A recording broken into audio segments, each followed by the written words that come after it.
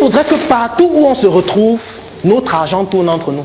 Parce que c'est très important, parce que quand l'argent tourne entre nous, ça fait développer chacun qui est passé par le processus, ou par le circuit de l'argent, ou par la chaîne de valeur que l'argent a créée. Et pour ça, il ne faut pas que ça se limite seulement au village. Il faudrait que partout où on se trouve, on soit ensemble et notre argent tourne entre nous. Et ils ont donc décidé de créer les réunions, ou ce qu'on appelle les Ndjangi.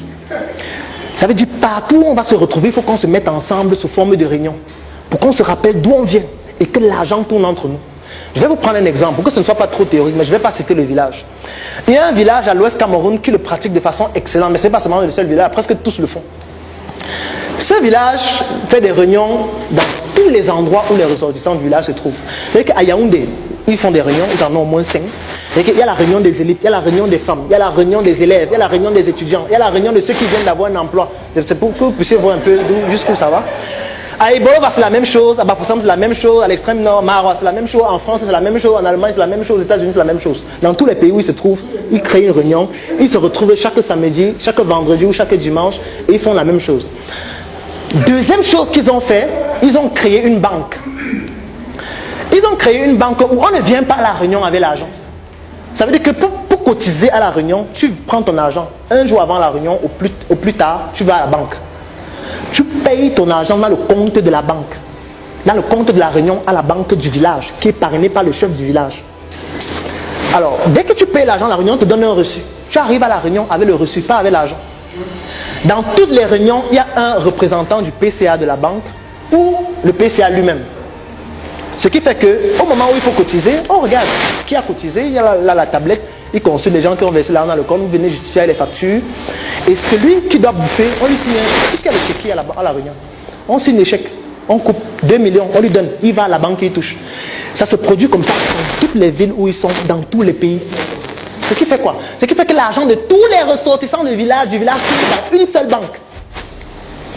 Et je vous dis, c'est un petit village, une petite région de l'Ouest. La banque a un chiffre d'affaires de 2 milliards par mois. C'est un petit village.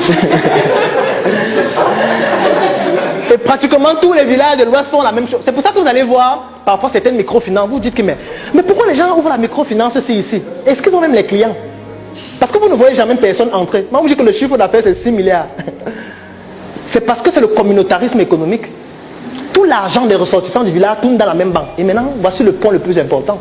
C'est qu'à la fin de l'année, quand on fait le bilan de la banque, il y a un pourcentage de bénéfices qui permet de développer des projets sociaux au village. Ce n'est pas l'État qui construit les routes dans ce village. Ce n'est pas l'État qui construit les hôpitaux. Ce n'est pas l'État qui a mis l'électricité. Ce n'est pas l'État qui envoie les enfants à l'école. Ce n'est pas l'État qui donne les bourses. Eux-mêmes, ils donnent les bourses à leurs élèves, à leurs étudiants d'aller fréquenter. Avec l'argent de cette banque. Je vais plus loin. Lorsqu'ils décident, si par exemple dans le village il y a un photographe ou un très bon caméraman comme Urich, tous ceux qui vont organiser un événement, qui sont du village, mais si tu ne le fais pas chez lui, c'est le chef peut faire qu'on t'enterre au cimetière. Non, parce que pour quelqu'un de l'Ouest, qu'on l'enterre dans son village, c'est un point c'est quelque chose qui est important pour lui. Parce que les ancêtres, attention, si on t'enterre au cimetière de Yaoundé ou de Soa, mais c'est une catastrophe. Donc le chef, s'il se rend compte que tu as un comportement trop extraverti, il peut te dire, mais monsieur, chaque jour je te vois, tu vas faire les photos là-bas, les photos. Tu ne sais pas qui est l'autre qui fait les photos. Attention, va faire les photos là-bas. Ce qui fait que tout le monde va faire les photos chez lui. En retour, qu'est-ce qui se passe? Quand il va envoyer ses enfants à l'école, il a une base de données. Il regarde les écoles, les ressortissants du village. Il envoie ses enfants là-bas. Même si ça coûte plus cher. Parce qu'il sait que celui qui est à l'école, quand il aura l'argent, quand il va vouloir acheter un truc à la quincaillerie, il va acheter à la quincaillerie. Je ne sais pas si vous comprenez. Parce qu'en réalité, ce n'est pas mauvais. Mais il faut qu'on l'étende à l'échelle du pays. Il faut qu'on ne regarde plus qu'il est Bamileke, qu'on regarde qu'il est Camerounais. Et qu'on s'en fiche d'où il vient. Parce que s'il est compétent, on doit travailler avec lui. C'est ça le plus important en réalité. Et c'est ça qu'on doit pouvoir faire, puisque c'est ça qu'on appelle le patriotisme. C'est ça que les autres font. C'est pour ça qu'ils ne mangent pas n'importe où.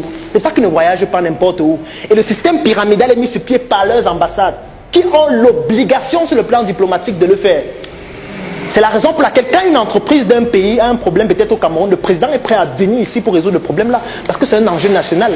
Parce que l'entreprise est en train de travailler à générer des devises pour le pays, qui permettent au pays de se développer.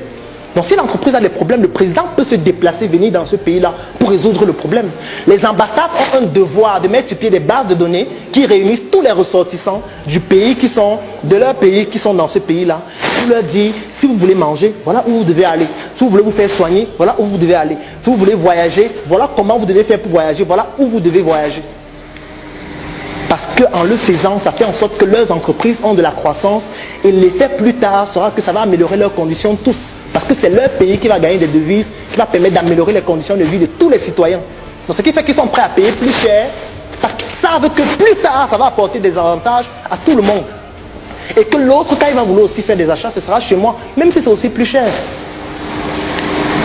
Et c'est ça le challenge. Et c'est ça qu'on doit être capable de faire et c'est ça qu'on va faire. Parce que l'entrepreneuriat a trois enjeux en réalité. Il y a les enjeux sociaux, il y a les enjeux environnementaux et il y a les enjeux économiques. C'est pour ça que vous allez entendre parler du Made in Cameroun.